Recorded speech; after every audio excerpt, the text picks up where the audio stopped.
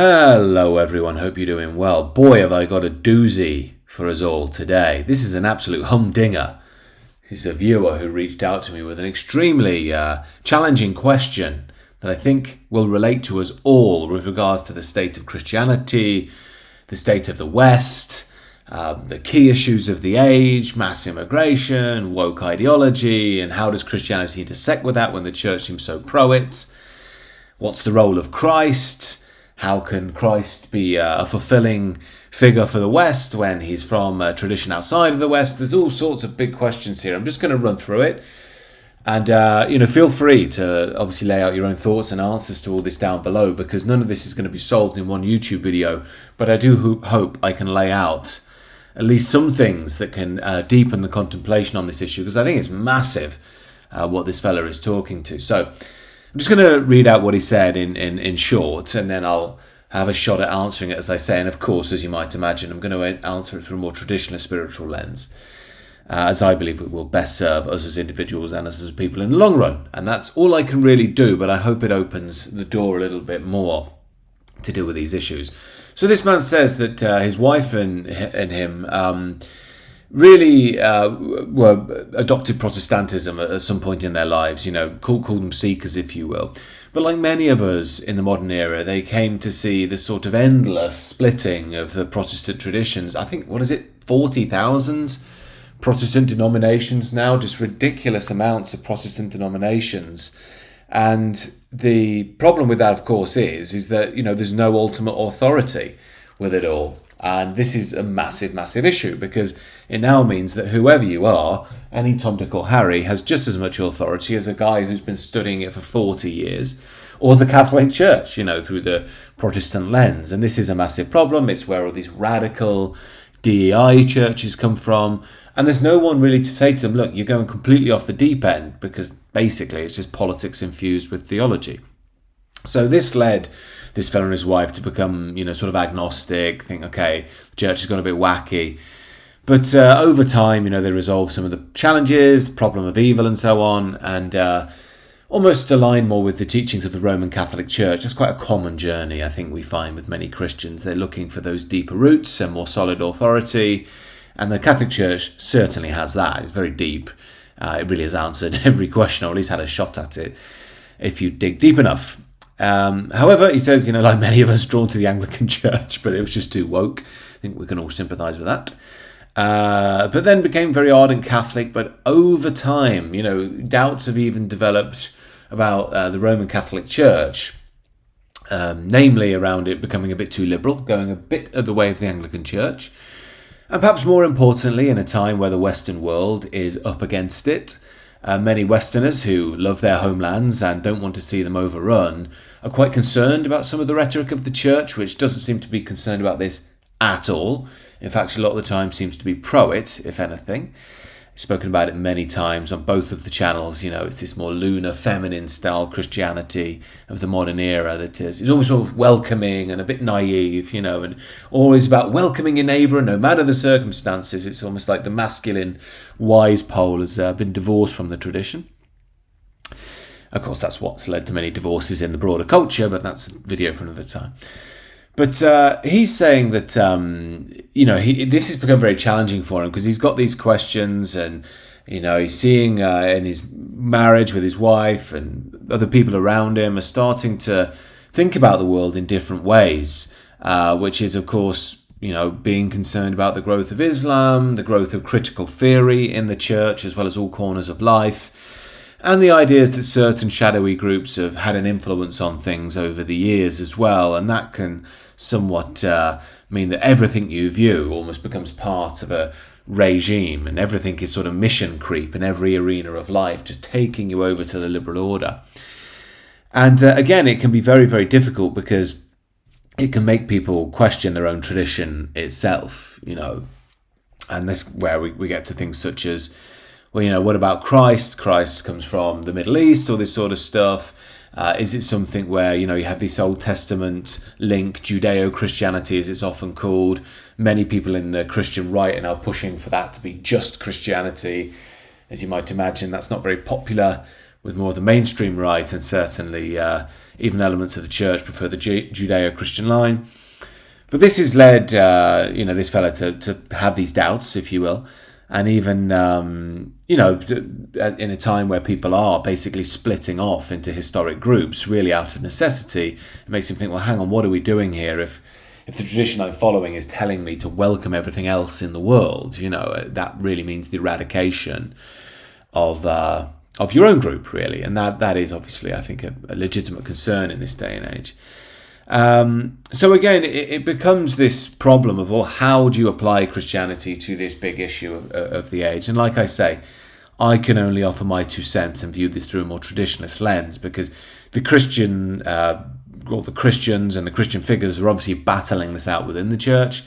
As I say, there's the more conservative wing who are pushing for more of a Western Christianity. Christ is completely separate from the Judeo tradition, as well as, what follows on from that, arguably the critical theory stuff, all that sort of thing.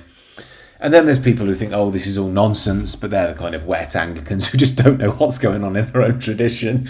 I remember years ago, it must be about at least 10, 15 years ago, I was listening to N.T. Wright. Some of you Anglicans might know him. He's a Pauline theologian. I remember him saying, when the woke stuff came along, he thought, well, what's wrong with this? It's just being nice to people. And he had to read Douglas Murray to understand the problem. And I remember I was in the gym and I was just shaking my head thinking, I'm like a 29, 30-year-old, complete idiot from an atheist background who doesn't know anything about Christianity. And even I could have told you that. Like, where have these people been? It's shocking how blind and open the tradition has left itself to, takeover of really rogue ideology. But the point I'm making here in this video is the Christian's going to argue it out in their own way. To my mind, if you look through a traditionalist lens, what is it that we're actually interested in? And I think we probably all accept, if you're watching this channel, you need sacred order. That's what gives us the foundations of the great chain of being. It organises the self, it organises the family, it organises the society, and it's at the heart of the civilization. You remove that, you sort of become rootless and you experience the problems we're having now. So the line, or really the frame through which I view things, is almost as if Christianity, it's a tradition, obviously a Jewish tradition in its origin, a Middle Eastern tradition, but I don't personally think that means it always has to be Middle Eastern. I'm not really a purist in that sense. I do believe traditions can be taken on by different civilizations or continents. And I think we've seen that with Christianity. There's just limitless examples from what Anglicanism was a long while ago, because it's so lost now. What is it in Cuba? They have Santeria, is it? Where they have that blend of voodoo culture with Latin culture with the Catholic Church. And my point of saying that is, you do get these blendings of one tradition with another. And I think that the first thing to be said is, to my mind, if that tradition has been made one's own in their own way, then I personally don't see a problem with it. If you can go beyond the ethnic layer, which sounds like it might be a problem here for you, or at least for those around you, and it is a problem for lots of people in this day and age. It's why lots of folks go towards paganism, because they say, well, this is a tradition that's just not from our line, so why would we adhere to it? Personally, I don't really subscribe to that. I think the ethnic layer is real, don't get me wrong, and I think it should be respected. It's just shit on in the modern... Well, it's shit on if you're European. If you're not, they'll welcome it. But the point is, I believe, you can respect that, but also understand that there is a higher, many higher levels, but ultimately there's the one great layer, the non-dual truth. And my question with Christianity is, well, is Christ talking to that?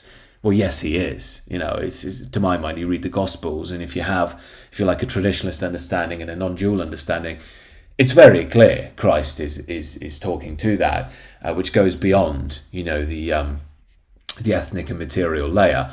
So to my mind, you're on safe ground there, very safe ground, paradoxically speaking, because of course it's not about ground at all, it's about spirit.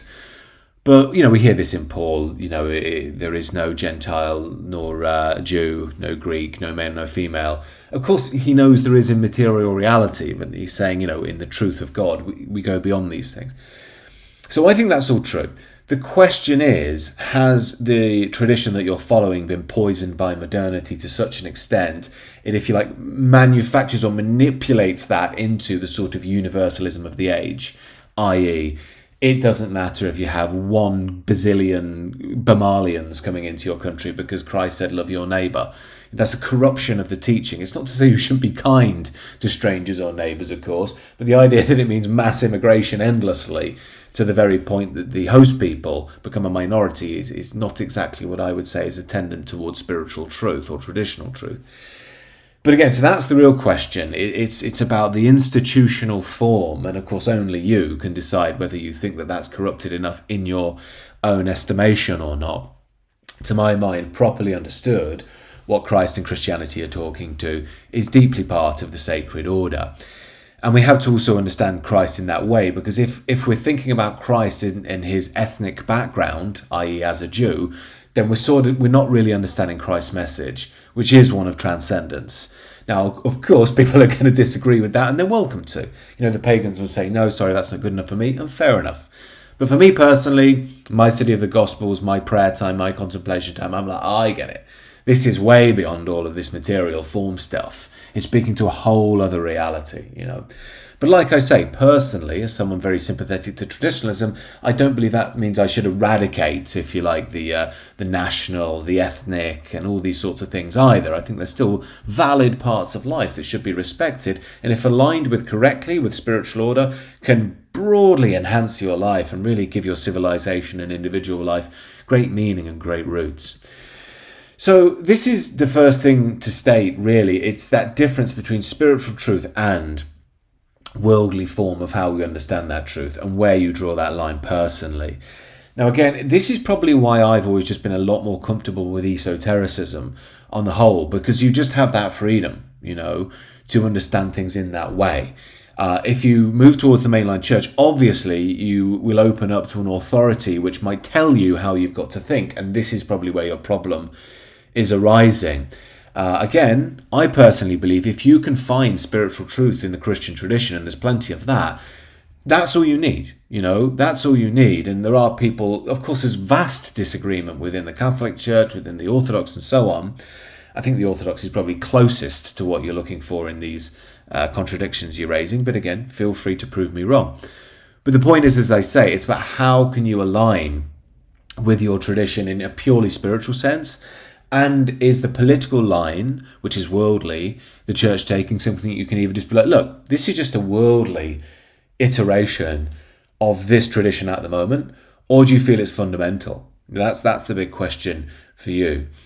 For me personally, I think there's just something incredibly powerful about Christ that you just don't get in other traditions. There's something about Christ, and if I'm really honest, I don't know what it is, but as someone who's very drawn to mysticism, I don't need to. That's the whole point. It's a mystery. So it's something you contemplate on. And I can really see the arguments of the pagans and some of the Christians who are really worried about the way things are going. But one thing I think that Christianity is so strong in is when you're broken, when you're hurt, when you're wounded, when you're lost. It just has this depth, and there's this depth in Christ that I don't really find replicated anywhere else. And it's the one thing, while Christianity in its material iteration is really being humiliated, especially the Anglican Church. I mean, you could argue the Orthodox Church is doing all right, and the Catholic Church, certain elements of it are doing all right. But to an English person, I mean, the Anglican Church is just being humiliated. But you still find, despite that, there is this almost metaphor with Christ on the cross of humiliation and what's happening to the church. And then this just deeply powerful element of Christianity to turn someone's life around. And I'm sure you do find that in other traditions. But personally speaking, it's just Christianity has this deep beauty in that context, which really is what keeps me aligned to it, with, of course, the cultural element. And this is something I think worth contemplating on as well. I understand this idea of, well, look, Christianity comes from the Middle East, right? But we have to remember, yes, it does, but there's 2,000 years of history of it being interweaved with Europe. And I wouldn't say it's quite as simple as, it's just this other religion that was just taken on by the Romans. People used to say this when I was at university. The Roman structure took it on and just used it to keep people down. Not really at all. It's a long, deep relationship. And you could argue, the reason why it's Roman Catholic is because it has the magisтерiousness of Rome with the deep heart of Christ. And that very much is the Roman Catholic Church. And that's an example of what I'm talking about. Two traditions blending and creating something synergistic and new, which I would say personally is distinct from the Judeo tradition. That would be my line on it. But again, I'm not strictly a Catholic, so Catholics in the comments, feel free to let me know your perspective. But the point is, again, as I say, I would say, look, we've had such a long relationship with Christianity now. It is ours, in a way, especially, obviously, Anglicanism and Catholicism. That's why, what's his name, Chesterton's friend, was it Belloc? Europe is the church and the church is Europe. They're so intertwined that you can't really divorce our people and our essence and, if you like, our flavour from it at this time, even though at its root Christianity is still universal. So again, it's how you understand it. And if you really do view Christ as the Logos, as that which is beyond all, then it's just not a problem. The worldly form is not a problem, in my view. But it depends upon us as individuals and how we approach sacred truth and sacred order. All I'm trying to do here is lay out ways to think about this that you can navigate around in your own way. I'm trying not to be too prescriptive in what to do, because only you and your soul and the truth that's guiding you spiritually can find the right path for you and your marriage, your family, your community, and so on. And that goes for all of us. And I think those of us who are aware to these questions need to be deeply spiritually open, because boy, are we going to need the guidance in the new era. I think we really are. I personally believe, Christianity can survive and be reawakened, but it's going to take a new energy because it's been eaten alive by liberalism right now. You can't really destroy the truth within Christianity because it's transcendent, but it's almost like a reinterpretation of that transcendent into the material needs to happen.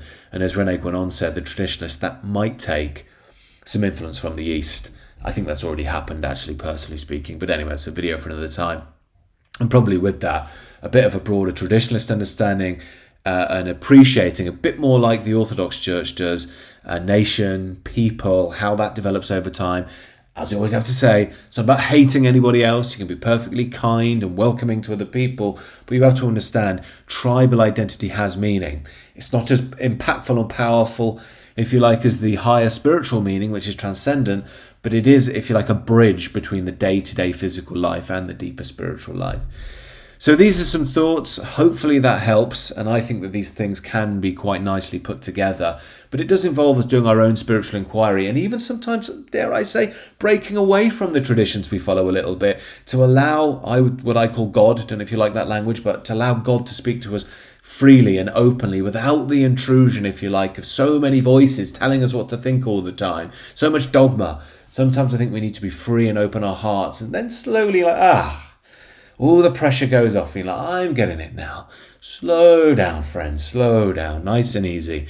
And it starts to flow through us and make that bit more sense. Now, of course, if you have any questions of your own, feel free to reach out to me. Do join the Substack. It really is appreciated to have fellas over there supporting me as well. It's very, very kind.